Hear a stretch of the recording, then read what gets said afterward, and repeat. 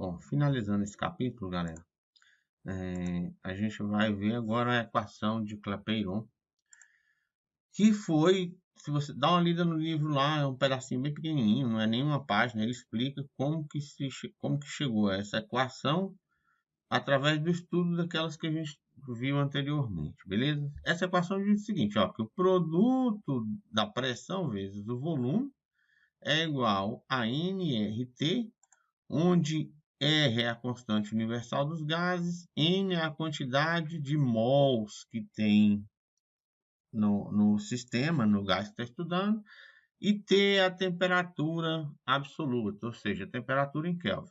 Veja que, na verdade, que fez aqui, ó, pegou o T que estava dividindo, passou para lá multiplicando, que, na verdade, o que ele descobriu é que aquela equação anterior lá, ó, PV dividido por T, era proporcional à quantidade de mols e um valor específico que ele acabou descobrindo lá, que era a constante universal dos gases. Mas enfim, dá uma lida no livro lá.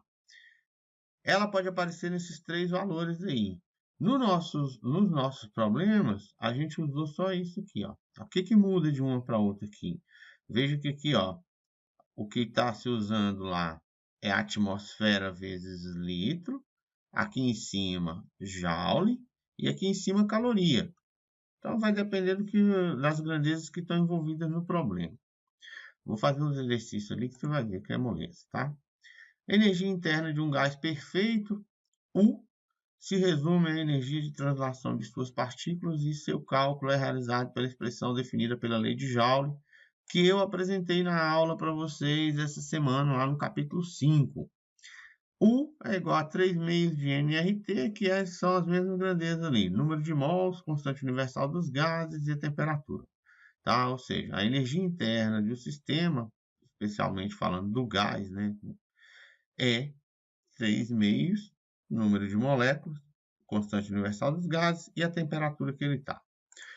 Expliquei isso ali, nós conversamos bastante sobre isso no capítulo 5, então vou me adiantar aqui. Bom, página 76, questão 8, tem lá. Certa massa de gás perfeito está em um recipiente de volume constante. No início, a temperatura do gás era 47 graus e a pressão registrada equivalia a 100 milímetros de mercúrio. Qual será a nova pressão do gás se a sua temperatura for alterada para 207 graus Celsius? Então, ó, isso aqui é uma transformação isovolumétrica, ou seja, volume constante, tá? Em que nós vamos aplicar a equação geral dos gases lá. PV sobre P0 vezes V0 sobre T0 é igual a P1V1 sobre T1. Ou pressão inicial vezes o volume inicial dividido pela temperatura inicial é igual a pressão final, volume final sobre a temperatura final. Acontece que o volume é constante, galera. Se o volume é constante, esse V0 é a mesma coisa do V1 aqui, ó. Então esse cara vai ser cortado da conta que não vai fazer diferença. Está multiplicando dos dois lados, beleza? Então o que a gente tem aqui? 100, que é o que? A pressão inicial, dividido por 320. Mas não tem 320 lá, professor. 320, lembra que essa temperatura aqui está em graus Celsius. E não pode. A gente tem que passar ela para Kelvin. E para transformar para Kelvin, basta somar 273. Então, 47 mais 273, 320. Temperatura final, 207 mais 273, 480. O que eu quero descobrir é a pressão final, P1, isolando aí, e já fazendo a continha, tá aí. P1 é igual a 150 milímetros de Hg. Galera, os problemas que tem lá no livro sobre as transformações gasosas são todos desse nível aí, são tranquilos. Tanto que eu nem cobrei no trabalho, tá? É importante você fazer? É importante, ó. É o seu futuro só, ó. Próxima questão, página 77, questão 12, essa faz parte do trabalho que eu pedi, está dizendo o seguinte, que volume deve ocupar 6 mols de um gás perfeito a 227 graus Celsius para exercer nas paredes do recipiente uma pressão de 12 atm, dado que a constante universal do gás é atm litros, tá? Então vamos lá. Equação de Clapeyron. que eu tenho? Eu tenho o número de mols, tenho a temperatura, que eu tenho que transformar para Kelvin, era 227 mais 273, 500 Kelvin. Pressão 12 atm e ele quer saber o volume. Então, ali o que eu preciso fazer? Isolar aquele V. O que falta? Só passar o P que está multiplicando para o outro lado dividindo, tá?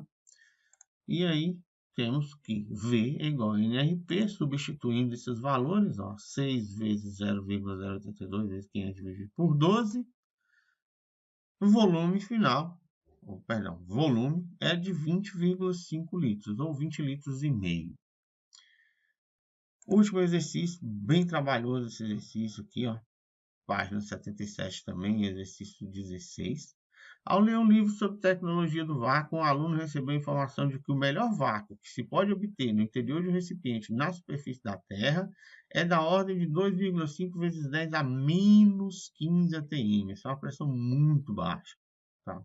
Quase zero de pressão aí. Considerando que o ar se comporta como um gás perfeito, aproximadamente quantas moléculas iremos encontrar em 1 milímetro cúbico do interior desse recipiente, no qual se fez o vácuo parcial, naquela pressão, a temperatura de 27 graus Celsius. Dados: constante universal dos gases perfeitos, 0,82 litros por mol, ATM vezes litro por mol. Ele fala que 1 litro é igual a 1 decímetro cúbico, e o número do Avogadro é 6,02 vezes 10 a 23 moléculas por mol. Tá, primeira coisa, aí tem as alternativas, né? Primeira coisa que a gente tem que fazer é separar os dados. Tá lá, pressão 2,5 vezes 10 a menos 15 atm, temperatura, eu já fiz a transformação aqui, a conversão de 27 de Celsius para Kelvin, deu 300. Constante universal dos gases, 1 litro é igual a 1 decímetro cúbico e o número do Avogadro, tá? Primeira coisa que você tem que ver é o seguinte, olha, eu tenho aqui volume em 1 milímetro cúbico, tá? Tá em milímetros cúbicos. A nossa constante dos gases ideais está em litros, o volume é dado em litros. Eu vou precisar transformar esse cara aqui para litro. Que ferramenta o cara me deu para fazer isso? Olha, ele me disse que 1 litro é igual a 1 decímetro cúbico. Então, vamos lá. 1 decímetro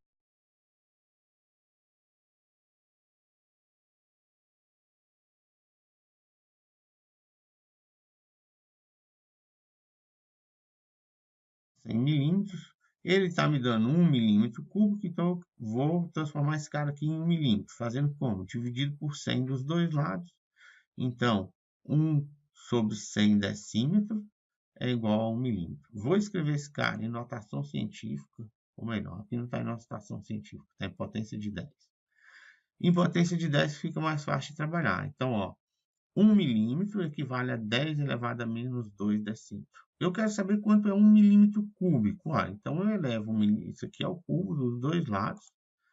E tenho que 10 elevado a menos 2 elevado ao cubo é 10 a menos 6. Decímetro cúbico é decímetro cúbico. 1 ao cubo é 1.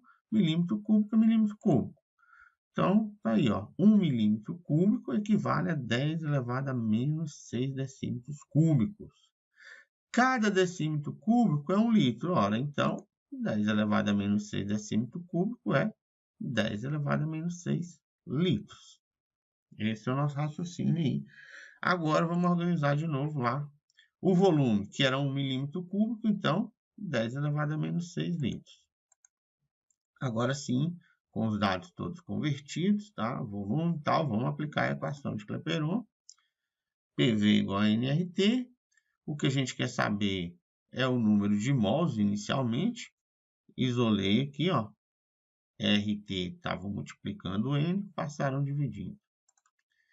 N, então, substituindo os dados aí, ó.